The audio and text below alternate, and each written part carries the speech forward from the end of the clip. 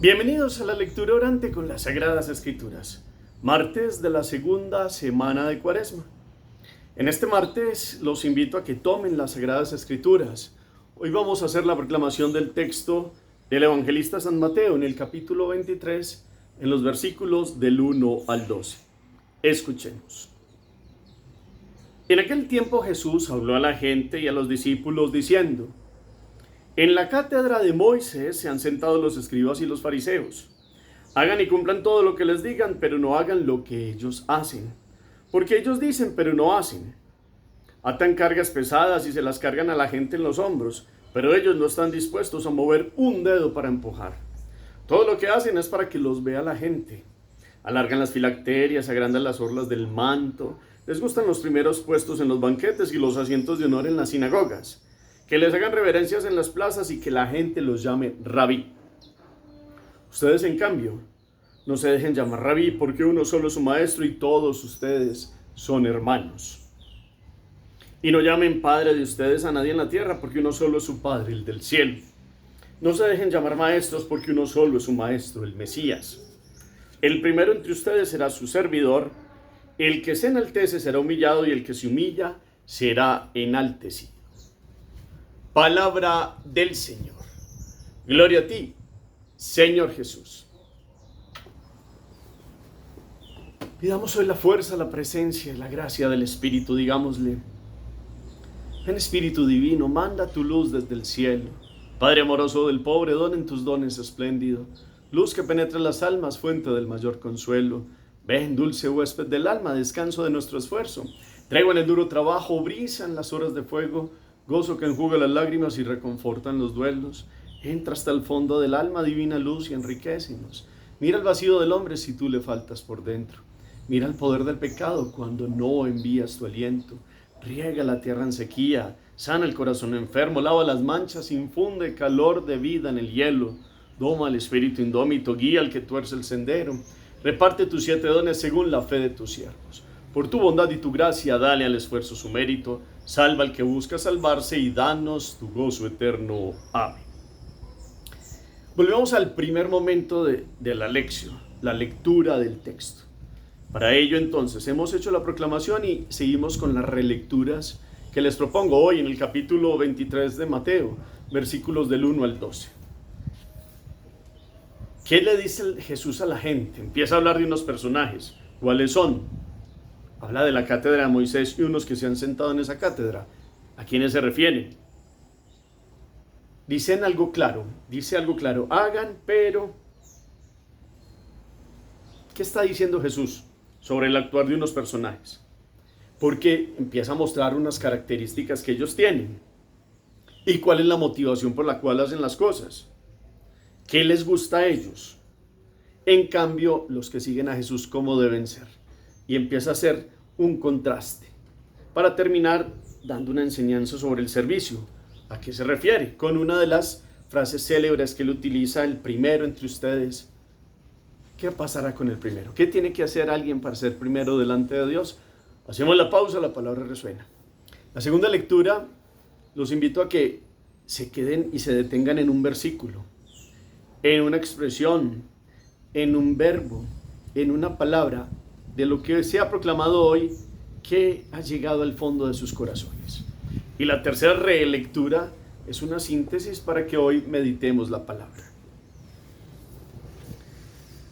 Mateo hoy nos lleva a uno de los momentos donde Jesús habla de las actitudes de los escribas y de los fariseos.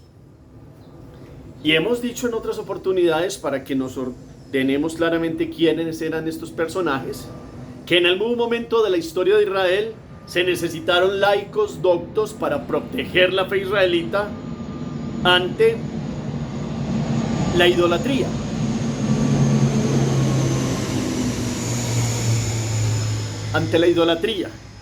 Entonces, momentos históricos de cuando ellos habían llegado de Babilonia y otra vez se había restablecido el culto, nacieron unos que le ayudaran a los sacerdotes para las escrituras y volver a formar al pueblo en la Torá. Y en otro momento también en el 190 a.C., cuando vino todo ese imperio de los griegos a querer hacer idólatras a todos los hebreos y se levantaron los macabeos y lucharon, tuvo que venir otros llamados fariseos para que fueran celosos en el seguimiento del Dios de Israel. Momentos históricos válidos. Pero pasó que con el tiempo, como todo en la vida, algo que nace con un buen fin va perdiendo su sentido y va haciendo que se caigan en vicios que desconfiguran o que le quitan el sentido más profundo a un servicio. Porque los fariseos y los escribas nacieron para un servicio a la fidelidad de Dios. Y después se fue convirtiendo en un servicio para el culto propio, para la propia personalidad, para el propio yo. Y eso es lo que Jesús viene aquí a desenmascarar. Él los ha llamado, los ha invitado, muchos de los pasajes ha tratado de que ellos vengan y comprendan. Pero ya llegando al momento final de la cruz, habla claro, porque Él es la verdad y Él lo puede decir, es más, lo debe decir, porque en Jesús no hay mentira. Y tiene que aclarar quiénes son los verdaderos fariseos, o sea, los verdaderos servidores de Dios. Pero el texto entonces en la historia ha venido a tomar el sentido de la hipocresía. Y por eso Él empieza a mostrar cómo hagan lo que ellos digan, pero no hagan lo que ellos hacen. Porque sí decían cosas de la Torá, pero vivían totalmente una vida contraria. Y entonces hoy viene como a mostrársenos cómo perdieron la razón de ser y se volvió un espectáculo y una vida religiosa para que los demás vieran la bondad y lo buenos que son ellos. Casi pues como que Dios, mírenme, que Dios me tiene que premiar a mí porque yo he sido bueno por mis propias fuerzas. Y resulta que la bondad es un don y una gracia a la cual uno responde, así nos lo enseñará Jesús. Entonces, hagan lo que ellos digan, no hagan lo que ellos hacen, porque ellos dicen, pero no hacen. Y aquí hay que mirar en este tiempo de Cuaresma, si ustedes y yo hemos tenido actitudes de estas. Uno dice y no hace. ¿Será que le pasa a usted? Yo me pregunto a mí también. Uno puede dar cátedra, como estos, hacerse llamar maestro, hacerse llamar rabí. Y resulta que la vida va por un lado y lo que se dice por otro. Hoy entonces empieza a mirársenos el corazón. ¿Qué hay de fariseo en ese sentido de hipocresía en nosotros? Después atan cargas pesadas y se las cargan a la gente en los hombros, pero ellos no están dispuestos ni a mover un dedo para empujar. Complicaron la ley de Dios. La volvieron 613 preceptos, ya no solo los 10 mandamientos, sino que casi que eran no toquen, no miren, no hagan, pero ellos decían y no hacían. Y volvieron pesada el culto verdadero de Dios, que si los fieles llegaban a conocer al Dios de Israel, se enamoraban de Él, iban más allá de tener que hacer cosas por cumplir, como vino Jesús a enseñarnos que en el amor todo se puede, el que ama cumple la ley entera. Pero ellos vivían como esa letra muerta y pues ellos no fueron capaces e hicieron que la gente se le volviera el culto a Dios como una carga y un peso pesado.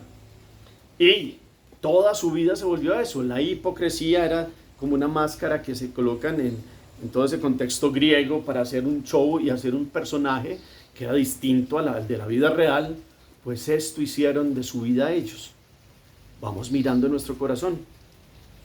Alargan las filacterias, todos esos signos que estaban desde la Torá, que tenían que tener, como quien dice yo, llenos de rollitos de la escritura para decir que ellos leían la escritura, las orlas del manto, toda una cosa muy suntuosa, muy elegante, que seguramente tuvo un sentido muy bonito, pero con los corazones dobles, pues se volvió más eso, llamar la atención, porque buscaban los primeros asientos en las sinagogas, las reverencias. Y entonces Jesús, ante eso, propone el contraste. En cambio ustedes, viene a decir hoy, no se dejen llamar rabí porque uno solo es el rabí, no se dejen llamar padre porque uno solo es padre, no se dejen llamar maestro porque uno solo es el maestro. Nos tendría que decir hoy la palabra, en cambio ustedes, cambien. ¿Qué hay de fariseo para que Dios nos tenga que decir al corazón? Lea, está pasando esto en tu corazón. En cambio, ¿qué debe hacer? ¿Qué debe dejar? ¿Qué actitud? ¿Qué fachada? ¿Qué está pasando en su vida que nos lleve a la categoría de decir y no hacer, de mostrar con la intencionalidad de que otros vean, no que Dios vea lo que hay en mi interior. Y entonces por eso siempre recuerda el principio fundamental: el primero entre ustedes sea su servidor. Estos personajes eran los primeros entre el pueblo, eran los reconocidos, eran los doctos, pero por eso muchos de esos primeros llegaron a ser últimos, porque su vida estuvo lejos del servicio. Por eso Jesús dice: el que se enaltece será humillado y el que se humilla será enaltecido. Principio vital para esta cuaresma y para la vida: la humildad. El que tiene los pies en la tierra y que reconoce que si tiene alguna grandeza es porque Dios se la ha dado. Pero si Dios mismo, en su categoría Dios, se abajó y tomó la condición humana, nos lo dice Filipenses, y se abajó hasta llegar a la muerte, y una muerte de cruz. Por eso Dios lo exaltó sobre todo nombre, y toda rodilla se doble en el cielo, en la tierra, en el abismo, y proclame que Jesucristo es el Señor, porque Dios, el más grande de todos, se abajó.